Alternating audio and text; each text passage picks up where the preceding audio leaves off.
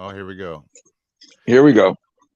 All right, welcome everybody. I am Sek Magora of Agora the Podcast. Today we are doing something a little different. We're doing a biography of Paul Cripple from Reagan Youth.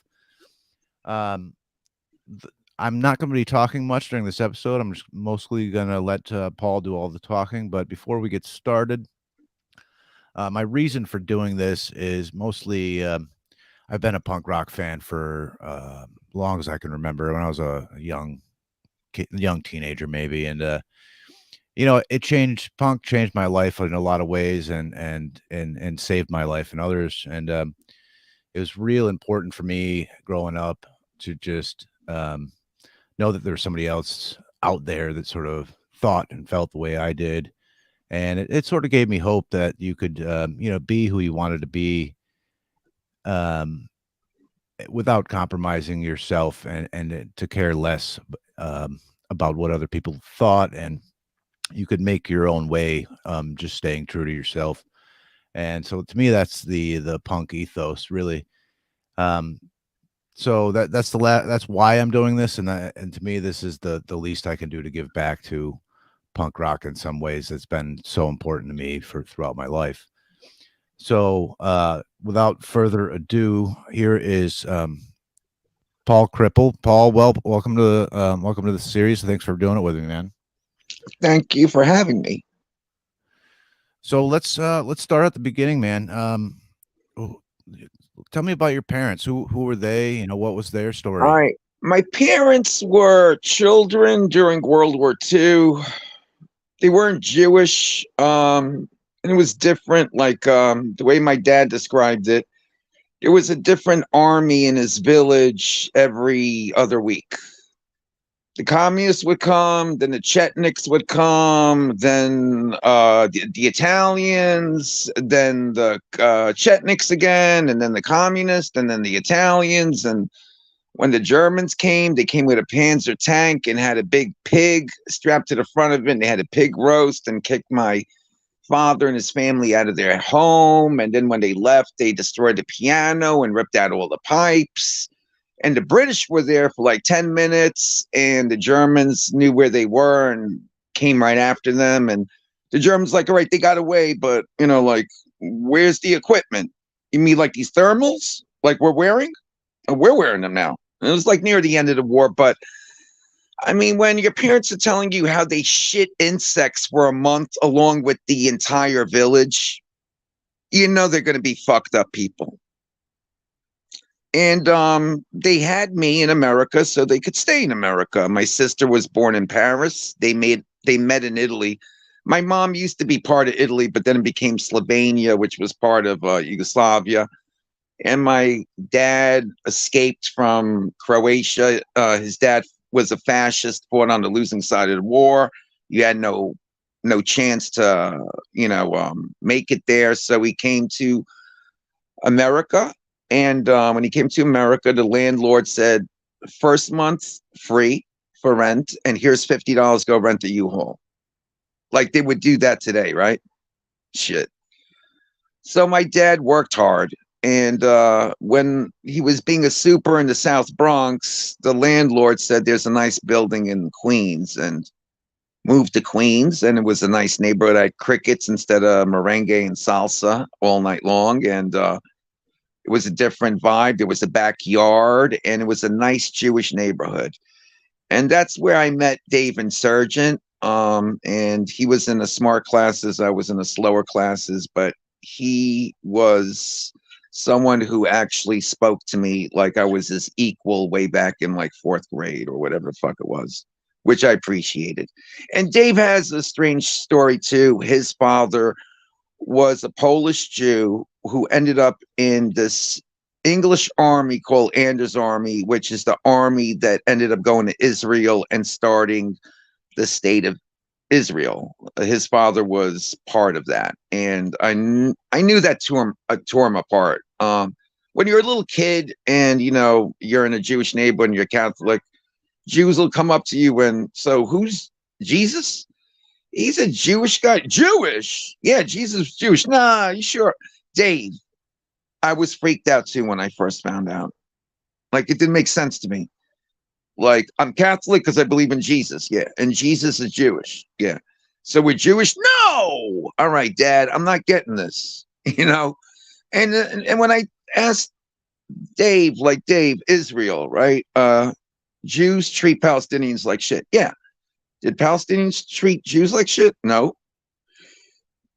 The Germans threw Jews in concentration camps. Yeah. So Jews treat Germans like shit? No. But they're treating Palestinians like shit. Yeah. Like, Dave, make this make sense to me. And you could see the confusion on his face. He couldn't give me a logical answer.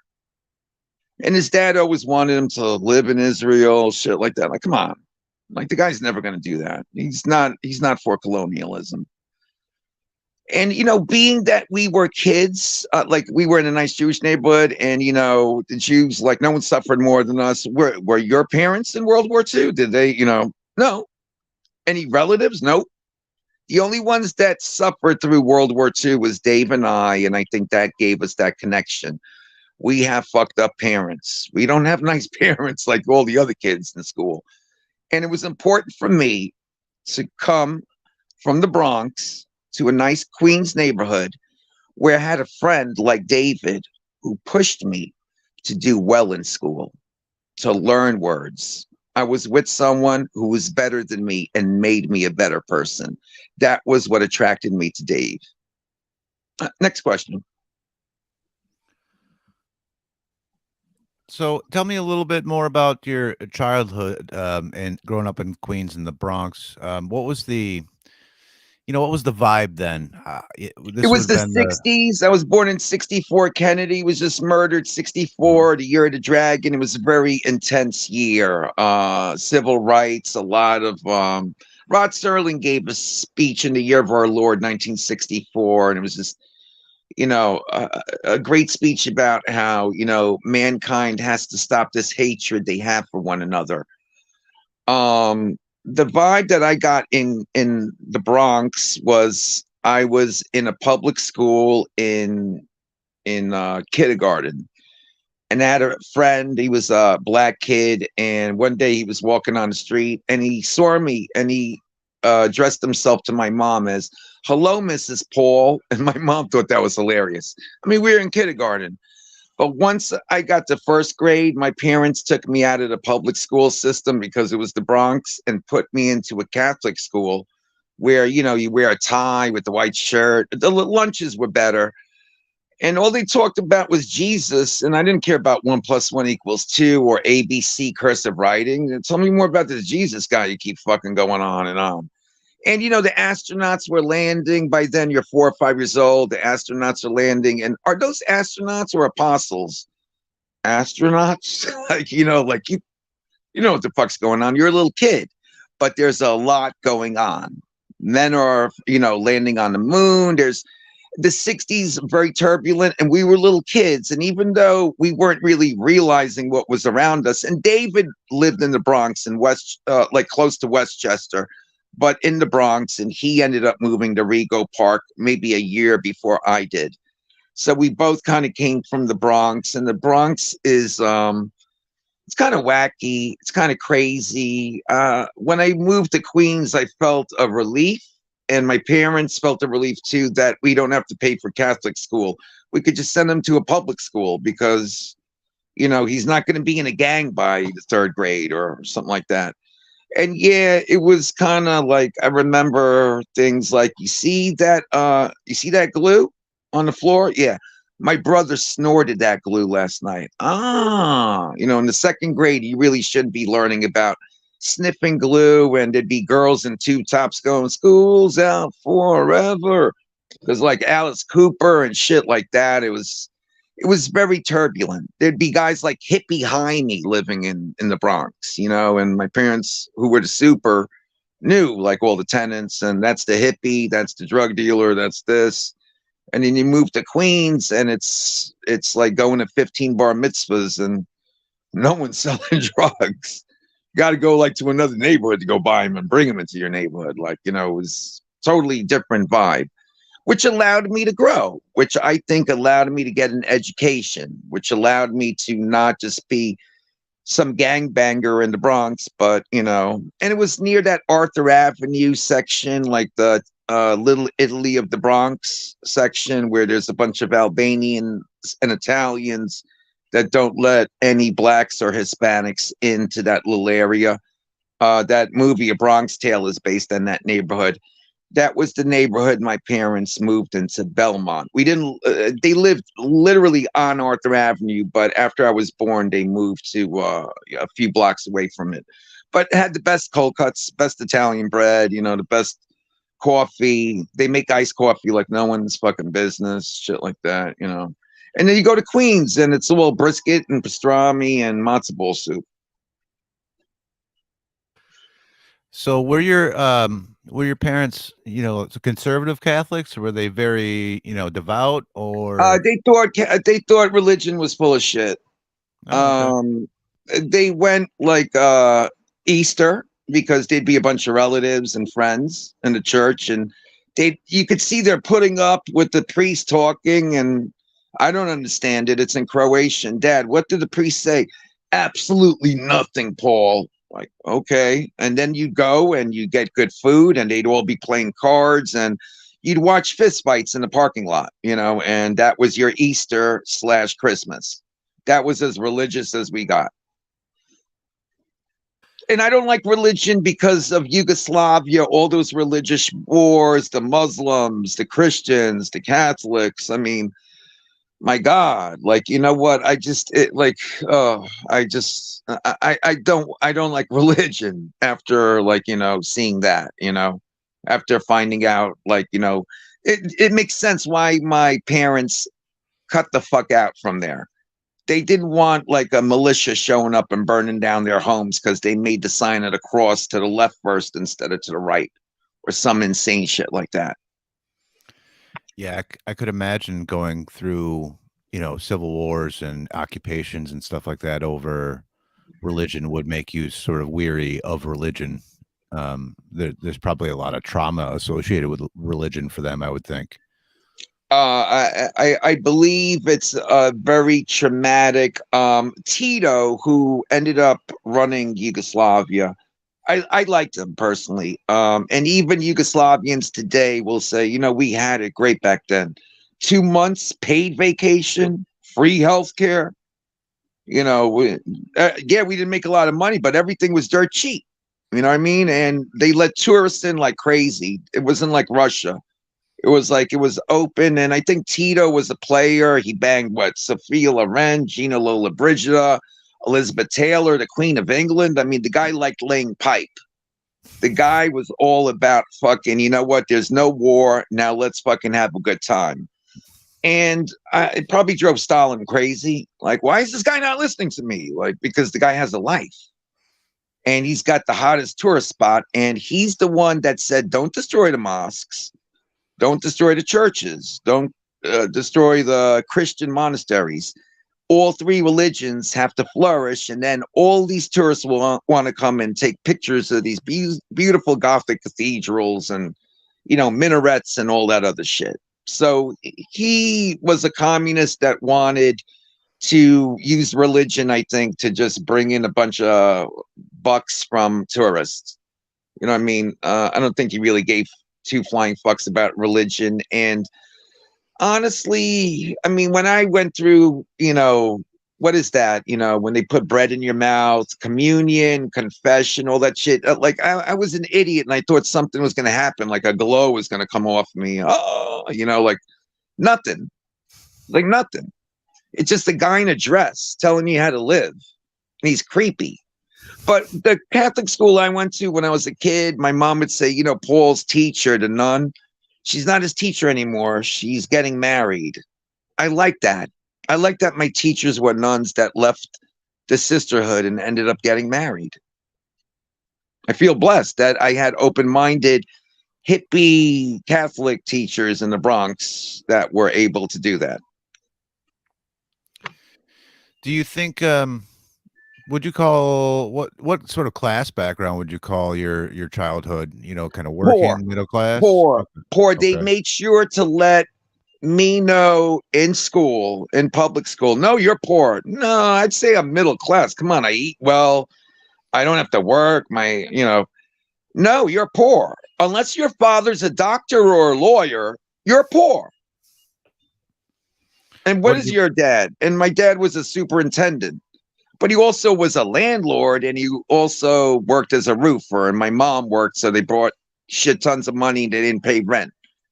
To me, that's living. You don't pay rent, but you just get paid to live there, and you end up taking care of a place and you grow tomatoes in the backyard and onions and all this other shit. That's my parents was, a good life, but yet they made sure to let me know in public school, no, you're poor. No, middle class, unless your parents are making like $100,000 to $200,000 a year, you're not middle class. You're poor. It's like, thanks. Fuck you. So, what? So you in kindergarten when you met Dave? No, I was in the third grade when I met Okay. Dave, and they had like a painting. Everyone has to paint something. When they had paintbrushes, and the teacher said, if you paint something that has something to do with current events, it's going to help. And I painted Skylab. It was like this thing, like the Challenger shuttle or something, but prior to it. And I used to always stare at this picture of it because my parents got the World Book 1970 when they got encyclopedias. So I painted it, and the teacher accused me of tracing it. I said, how the fuck can I trace it? I have a fucking paintbrush. I didn't say fuck, obviously. And then she was like, what does this have to do with current events? And I didn't know how to say it's coming back from space. I just said it's coming back home from space. I was like, yeah, from space. And next thing I know, my mom, because I was across the street from the elementary school, I'd raise my hand. What is it, Paul? Could I go to the bathroom, make it quick? I'd go home and have my mom make me breakfast, and then go back to school. That was my bathroom break, eating breakfast. So my mom walked up the block and she went, your picture is in the centerpiece. You got the best picture out of all these pictures. Like, that's your picture. So one day they opened the door to the classroom, called me out of the classroom. What the fuck are you pulling me out of the class for? And stuck me in a room with 7 other smart kids. Paint something for the bicentennial or, July 4th or whatever the fuck. And they all looked at me like, I'm not talking to this retarded kid. He's in the slow classes. Only one of those smart kids came up and chatted me up and didn't make me feel like a fucking retard. And that was Dave.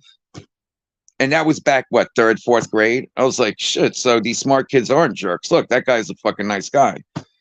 And we became friends after that, and I'm sure his dad's like, oh, Jesus Christ, not a Catholic Yugoslavian. They're the worst fascists. What the fuck you want to hang out with that guy? And my dad, why do you hang out with Jews? Can't you hang out with Italians and Irish? David is Jewish and he's my friend. And plus, this is a Jewish neighborhood. What do you want me to conjure up Italians and Irish Catholics? I can't conjure them up, man. We're in a Jewish neighborhood, Dad. I'm going to 15 bar mitzvahs this year. What do you want from me? So was Dave sort of always into politics, or how I think society he was worked? always into politics because of his father having helped create the state of Israel. And that was in the newspaper constantly. I know there were other things going on in the world, but back then in the 70s, Camp David, Begin, Menachem Begin, what do you call the Egyptian president that got shot down because he wanted peace with Israel. I mean, it was like in the news constantly. And the teachers, because it was a Jewish neighborhood, would the prom had kosher food, like stuff like that, would always give a pro-Israel slant on things. Even though we're not supposed to learn that, they're still giving it.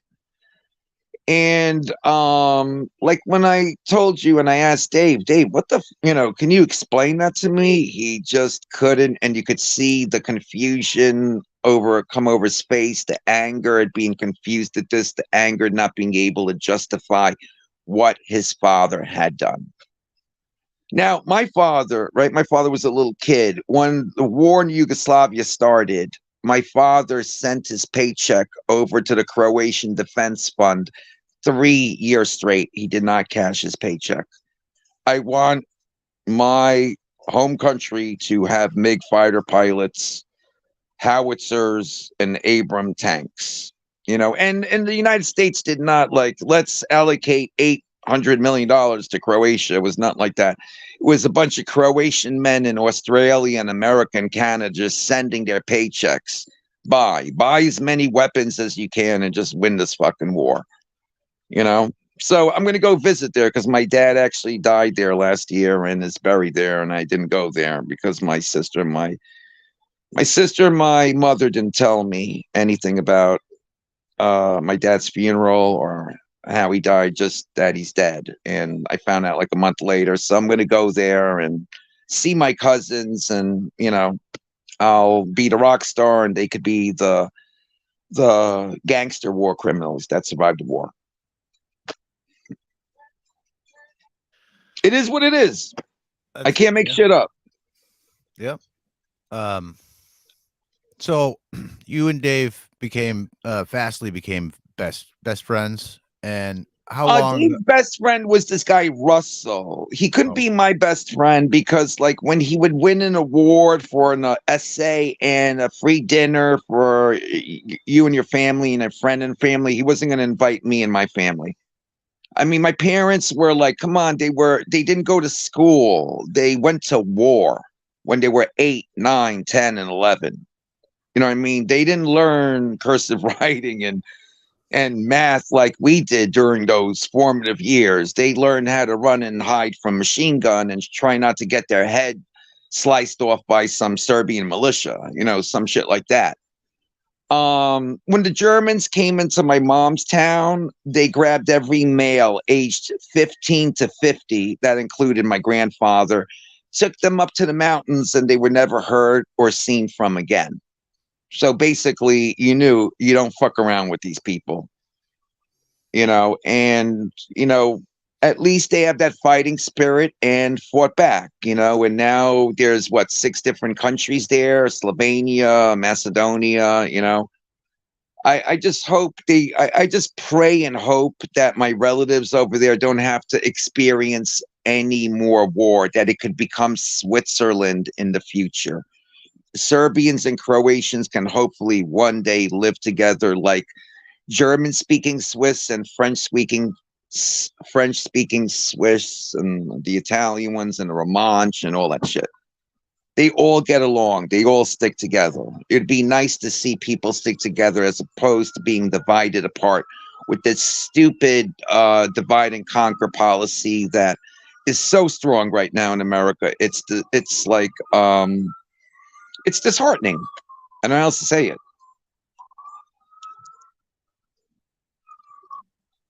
so how old were you when you and Dave sort of got into punk rock? In junior high, there was a band of Sweet, and they had that song Little Willie and Ballroom Blitz, and oh my god, that shit was hilarious.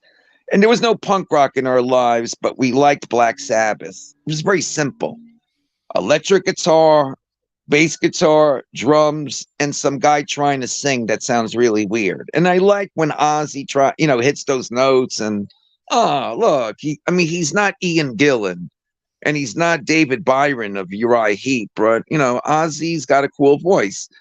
And when punk rock happened, I had an older sister. She bought me a leather jacket. She said, "Here's a leather jacket. There's a new thing called punk rock. You're going to be a punk rocker." And she was like the hottest girl in the neighborhood, and she would go with her friends to Max's Kansas City. She was 18. The drinking age was 18. They allowed them in there. And she would bring me, David, and Russell. And Russell was David's best friend. Russell was the guy that David could take Russell and his parents out to dinner, and no one would be embarrassed, like if they took my parents out to dinner and shit like that. So me, Russell, and Dave would go to Maxis and hang out as 15-year-olds, ordering Rolling Rocks and shit like that. And then we decided to show up without my sister. We knew they weren't going to kick us out, because if you kick us out, then you're going to kick out those 3 hot girls, and you don't want that to happen to your bar. So when we went back without them, they looked at us like, oh, just let those fucking kids order beers and drink the beers at the jukebox. So we started leaving Queens and going into the Lower East Side, going to Maxis and CB's, because we didn't want to be one of those, like, townies that just stays and drinks a 6-pack of Schaefer, talk shit about fucking, people in your neighborhood. We wanted to go on that yellow brick road to Oz, which was punk rock, where you met other people who were disaffected or not happy with their town, their city, their upbringing, and they wanted to let loose and come down. And instead of going to Madison Square Garden and seeing a tiny little Jimmy Page, you could just right up to the front of the stage and see the people playing music right there. And it's a lot more entertaining. It's a lot more fun than just sitting way back in the nosebleed seats, smoking weed with your boring friends, talking about how amazing Steve Howe was that night. It just, it wasn't for us anymore. What are some of the first bands you guys went to see? The first punk band we went to see was a band called Shrapnel. It was like 5 guys. They wore camouflage and they played their instruments, and I guess they sang songs of war. We were in junior high when we first started, like when I started playing guitar and we did Degenerated. It was junior high. The lyrics, you have to understand, we weren't political then, even though David was always kind of political, always, and thinking about the religion and the politics and all that stuff. Russell had a subscription to Soldier of Fortune. When war happens, I'm just gonna go nuts and crazy. Like, we were little kids. So the lyrics to Degenerated were more like not the ones that you have today, but like, we stalk the streets and scare old bags, then go to the village and beat up fags with their high-heeled shoes. Or I gave my daddy a heart attack because I smashed up his Cadillac, and I did it just for fun. You should have seen him when I got kicked out of school. I didn't know raping teachers was against the rules and shit like that. And yeah, because Billy Joel had a song, Cadillac, heart attack. I mean, you just used it, but Dave was like, nah, we can't sing that. We can't. And there was a history teacher, and Dave showed him the lyrics. And one of them was for a song, Necrophilia. The only place I want to get off in is in my dead baby's coffin and shit like that. And this girl said, that song's about me. And the teacher looked at her and said, you better hope this song's not about you. I remember laughing, and then he talked to Dave, and please don't be this right-wing nut, be clever, and I waited, and the teacher, Gappelberg, the history teacher, pretty much changed Dave's mind. And when Dave came to me, he's right. And then I was glad he said that, because all the music we'd been listening up to at that time, like After Forever by Black Sabbath, or anything by, ELP, Carnival 9, or, Tarkus. And David was the type of kid who in paper mache class, like in middle school, would make a Tarkus. Everyone else is making a hand or a head. Like, that's a Tarkus. It's an armadillo tank from the ELP album. It's like you are so fucking far ahead of everyone, Dave. Like, I don't know how. I don't know how you do it. And he knew more about music than my sister, who was 3 years older than him. And back then, white boy rock was humongous, and you had to know your music. And trust me, no one knew music like Dave, because Dave's father wouldn't allow him out, and he had to listen to the radio for, and he learned music, boy. He turned me on to a lot of music, and I'm so grateful. I wouldn't be the person I am today if it wasn't for Dave. I could honestly say that. And though I pushed him into rock because of my sister pushing me into punk, come on, Dave, Dave already heard of punk, and I would lend him, a Ramones record and a Dead Boys record, and he lent me a Clash and a Sex Pistols record, and it started that way, and we got good at it. Like, I remember people like, your band's nothing, really? Because we're playing the Village Gate today. Or when my boss found out I'm playing the Peppermint Lounge. Peppermint Lounge? The Beatles were there. I was like, yeah, well, I'm playing there Saturday. So even though people were like, you suck, and yeah, I heard I suck like a million times, so that doesn't affect me. It's like, yes, I'm from the 70s. They were great guitar players. My guitar playing sucks. I agree. But now when people say that, I just, yeah, okay. Yeah, right. It's like that era, that 70s hard rock era basically hardened us. And as we started playing, we noticed that punk rock started sound. We like post punk. By the time we played our first gig, we weren't listening to any punk rock. We were listening to Gang of Four and Pill, stuff like that. And we grew as musicians. We didn't want to just like three chords and something fast and loud is always important, but we wanted to make it as musically viable as possible. And Dave's lyrics, I always thought he was the best lyricist, blew my mind. Whenever he'd show me a lyric, I'd wow. And I'd write something and I'd give it to him. He'd look at it, fold it, put it in his pocket, and I'd never see it again. Like, thanks, Dave.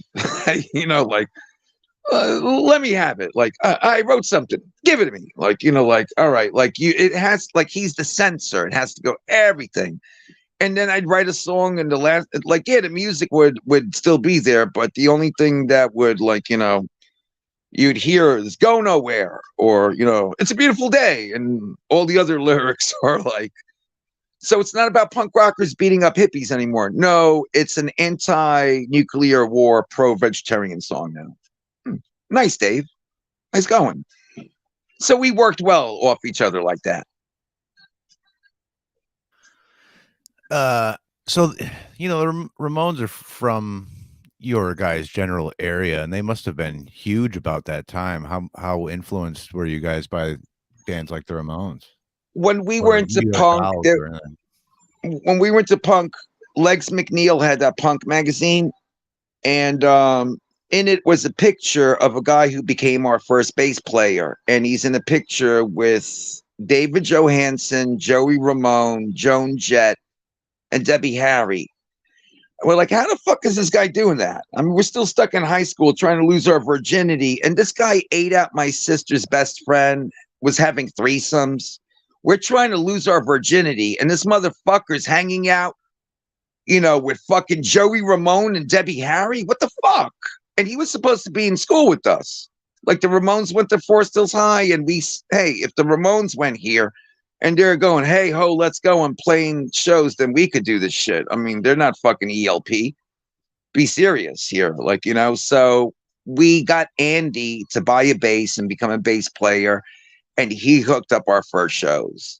So it was important to have a guy who was already in the punk scene, in that initial punk scene, hanging out with those first punk rockers that allowed us to get real shows in Manhattan. Because me and Dave hanging out at Max's Kansas City, because my sister took us there a few times, wasn't going to cut it. So Andy hooked all that up. Unfortunately, Andy was Jewish. David was Jewish. And when you have two alpha Jews competing as to who's the most important punk rocker in Reagan Youth, it's not going to end well. And Dave ended up making me fire Andy. Why do I have to fire him? He's my friend. He's teaching me guitar, like fire him, And of course I didn't fire him, but he knew he was fired because him and Dave were fighting like crazy. But that guy, Andy, was such an important component. And you have to understand, we're in high school. And yeah, the drinking age was 18, but the very next year became 19, and 2 years later was 21. So that was the end of that. But still, we were those kids that were able to go and play as teenagers some really cool shows at CB's and A7 and Maxis and all these other places. And then we got to play up and down the East Coast. And as time went on, the New York hardcore scene pretty much disavowed us. There was a promoter. I got to tell you the story. There was a promoter in the New York hardcore scene. His name was Chris Williamson. We had played 2 shows with him until it was like, fuck you, no, you go fuck yourself, right? The first show we played with them was at this club, The World, and Dave said, "You want to do the heavy metal shuffle?" I said, "Yeah, I want to do that song." Then you got to put on a blonde wig, go out on stage by yourself, play some cheesy cock rock shit, and introduce me like I'm a fucking star. All right, I could do that. And I put on a blonde wig, and so hot with the lights, and you're wearing a wig and doing some like ZZ Top shit, like everyone get ready for the amazing, the great David Surgeon. He came out, and I remember right before we went on, the promoter Chris Williamson said, "I'm gonna have to cut your set short." Why? Because the last band, Adrenaline OD, had 20 songs and they were only able to play 10. How many songs you got? Well, we're only doing 8 tonight. 8. Oh, then no problem. After the 5th song, that's it. Last song. What? What? And Dave said to the audience, "They're saying this is our last song." And the audience collectively all went, "Oh." And then Dave said, "Well, I guess it's gonna have to be a half-hour Grateful Dead song." And the entire place just went, "Fuck yeah!" So there was nothing DOA or the Dead Kennedys were going to be able to do after what we just did. And then we played one more show for Chris Williamson, and Andy Warhol showed up. And Dave saw him, pointed at him, and said, "I don't know if you know this," to the New York hardcore crowd, "but Andy Warhol is here. He's right up there. We don't know if he's our enemy. We don't know if he's our friend, but there he is." And what ensued? A bunch of beer bottles just going flying at Andy Warhol. And then afterwards, the promoter, "Thank Andy Warhol. Thank him. Thank him." And Dave was like, "No, no, no." And finally, I walked over, pretending I didn't even know what was going on. And I said, Dave, see that guy over there? Doesn't that look like that faggot Andy Warhol right in front of that promoter?" And the promoter's like, "Fuck you." And we were like, "No, fuck you." The rest of the New York hardcore scene kissed this promoter's ass for 3 fucking years. And he said, "Reagan, you ain't part of the New York New York hardcore punk scene anymore. They're dead." Then we'd play, and everyone that was part of the New York hardcore scene actually would leave the park when we played, and then come back for like a band that had a connection to Roger Murray somehow. How the fuck do you think that made Dave feel? Me, I really didn't give too much of a shit, but Dave, you could see in those videos, you could slam dance to the song. Yeah, Dave, they're not gonna. They're gonna purposely treat you like an asshole because of a stupid fucking promoter. And then after 3 years, I remember Carl from Iceman came out and he said something like Chris Williamson could go suck his dick or something like that, because he was just paying those bands and beat coke. What the fuck is wrong with the New York hardcore scene for doing that? How did that one promoter get so much power and influence over the scene? I don't know, but he got the Cro-Mags to go on tour with Motorhead. And I know Doug from the Cro-Mags, and Doug stole the promoter's wallet and didn't care because Doug is cool like that. So what does Harley and John Joseph do? They go and beat up one of their roadies. And what do you think Lemmy, who used to be a former roadie, thought of that? He thought, "Get these guys off my fucking tour right now." That's the tough guy mentality shit that pervaded the New York hardcore scene. It didn't start out that way, but boy, did it turn out to be. Back in my day, my music was better than any of these kids is today. Yeah, right. Like it was so fucking great back in the 80s. Be fucking real. So, Sorry. no, right on. I think that mentality just it's always been that way, and it'll always kind of be that way. Where a lot of with some exceptions, but a lot of the old timers sort of shit on the new music, and everything was better back in my day, or what have you. Even though there's some really good new bands out there all the time. Exactly, they're a threat. Yeah, but the thing point. that they're a threat because they're young, but don't you remember we were young punk rockers? I was a 15-year-old. You think I like those old people that said my song sucked, that I couldn't play? I mean, it didn't matter because I heard it so much, it just didn't matter anymore. Yeah, I got the memo. I suck and I can't play now. I got to go play a show later. You know, I just don't understand how they could act like those people that they made fun of. Now you're that person getting made fun of. And these kids are the reason there is a punk scene today. Because if these kids didn't like punk, there would be no punk scene. It's not, we started the punk thing going with the hardcore punk thing going. But if it wasn't for these kids to keep it going, and I like these kids, I like their bands. And then when like some old timer, none of these young kids' bands are any good as that. What are you talking about? Well, where can I see these bands? Here's a video. The guy sounds just like Ian McKay. He's 15 years old. It's amazing, right? And then Sick of It All will find that band and have them open for them at Irving Plaza. Because they knew, remember, they're like smart in their brain. And hey, these kids remind me of us when we were kids. Let them have a chance at playing a real venue. That's what I like when I see my New York hardcore scene do shit like that.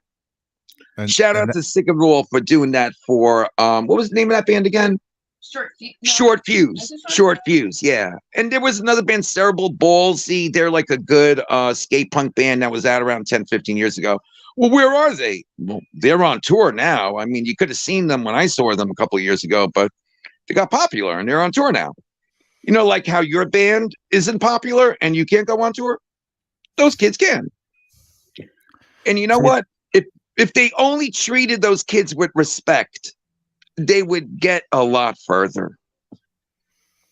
And I think it is that respect, or from guys like you, and of course Sick of It All, and other bands is the reason. It's like you said, the reason that punk is still here and won't die is because the kids like it and keep it alive. You know, if look at solar punk. Yep.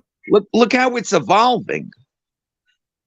Yeah, it's all, there's a 100 different subgenres of punk now. They're taking it in all sorts of different directions. And sorry, what? No, Beatrice said that's a concept, not a genre, but you're not interviewing her, so ignore that. Sure, fair enough. Concept, way of life, and ethos. Is that fair? And ethos. Sorry. All right, speak again. She was talking. Sorry. No, I lost what I was saying, but that's to me, that's the reason punk will never die, is because there's all these new young fresh-faced kids.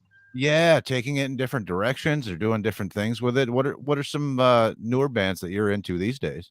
I remember playing Texas, and this band Killboy played, and they blew all us grown-ups away, and you could tell they were all teenagers. And I told this guy who was interviewing me like you are, I said, I don't feel bad because I was in the band as a teenager, and we blew away grown-ups, and it's time for me to get blown away by teenagers. I loved it. You know what I mean? They were called Killboy.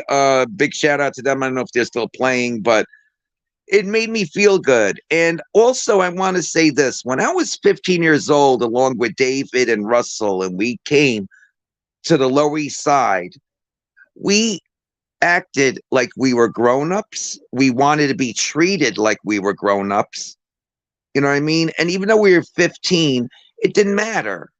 Like, can you please treat us like we're not kids, like we're grown-ups? So whenever I see these kids, yes, they look like they're baby faces, and like, how old are you? I'm 22. Yeah, you're still gonna get proof. You guys are kids, but I know they're not kids, and I never treat them like kids. I tell them they look like kids, fresh-faced kids, but I always treat them like they are adults. And you know what? If you give them that chance, they will grow into something better than someone who's figured out life in the 7th grade and are still talking like a 7th grader while they're pushing 60. Because I've known guys like that. I've known people that see Law and Order and they're like, this is real, right? These are real cops. Like, oh my God. Oh my God. Like the idiot box worked that well against you? Holy fuck. And unfortunately, there are people across America that look at Law and Order and believe those are real police officers. So, Dave was the most political knowledgeable of the band, you'd say, but what were the politics of the rest of the guys, you think? Or were they not that interested? No. We had to know everything. Like there's a reason I know the Secretary of Defense for Reagan is Caspar Weinberger. I didn't look that up. There was George Shultz. There was Vice President Bush, Al Haig, Secretary of State. I mean, who remembers this shit? They bombarded us. You better know. You better know what America's doing. You better know. And then, yes, you read Kropotkin, Borkin. I don't know if I said his name right. But Malatesta, there are anarchists out there. You realize that it was an anarchist that killed McKinley and allowed someone who could never be president of the United States, Teddy Roosevelt, to come in. And he is the only United States president to threaten not striking workers, but the rich coal barons with threat from the United States Army. The only president to threaten to sick the United States Army on rich people, not striking workers. All right. It was an anarchist, committing a violent act. I don't think anarchy is about violence anymore, but there was a lot of violence against anarchists. Look at the Paris Commune. Look what happened. And people like to belittle it. There is a piece of the Paris Commune flag flying up in space, waiting for an alien to find it, because the Russians also put things into space that had to do with socialism and even anarchism, anarchy, from the Paris Commune. It's why their flag was red, because the Paris Commune flag was red. It's very important to know these things. I think Americans don't. When you talk to an American today, the first thing they'll say is, "Look, I'm for freedom, so I'm against socialism." But I just can't understand how they broke up Pacific Bell and they broke up Standard Oil, but they won't break up Walmart.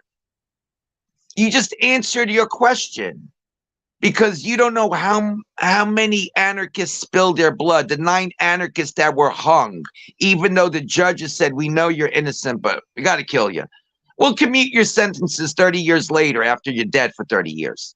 Do you know how much blood was spilled so we could have weekends off, so we could work 9 to 5? But yet these middle Americans, I'm for freedom, so I'm not for socialism. God forbid you realize Eugene Debs ran for the presidency under the socialist ticket. My dad had a pension in the 70s.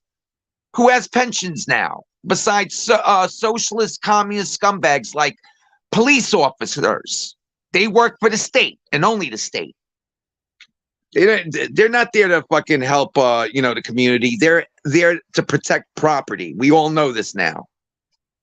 But yeah, like all of us had to have this kind of politics. As the band evolved, I would ask guys that joined the band, could you just hate? You don't have to be political. Could you just hate? They couldn't. They just had to resolve that, have that ability to hate on something like, I don't know, Italian, black, Hispanic. You just have to hate. Devil worshippers, you just got to hate. Trans, you got to hate.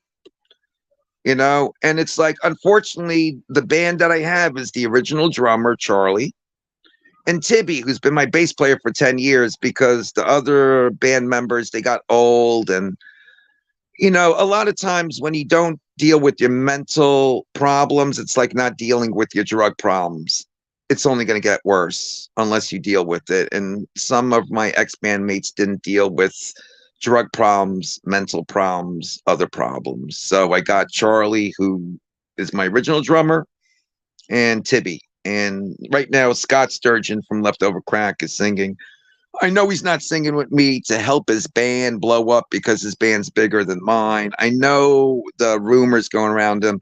I would not be with this guy if I thought for a second he's abusive to anyone but himself and this guy.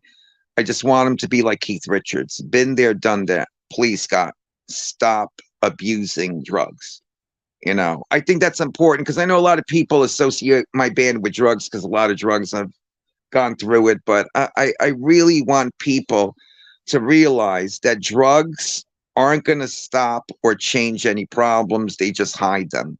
And trust me, now that I have cancer, and here I'm going to show you something disgusting, all right? See that? I pee there and I poop there. And I get chemo into a port over here, okay? But I'm still alive. I'm still alive, and every day it's important for me to bring some righteousness and positivity to this hateful world, and I think that's important for Reagan youth to still have, even after I die. Fuck yeah. Whew, wow. How common do you think your beliefs and politics were in the New York, at least the New York hardcore scene? It seems like you sort of stood unique in that sense, having such sort of radical politics and speaking against hate and against discrimination and racism and that sort of thing. There's a few other bands I could think of, but how common was that at the time? It was common in the beginning. You saw a lot of fight war, not war. Patches. You saw a lot of people that were for that. But when that promoter came in and decided to make this like a tough guy scene, you know what I mean?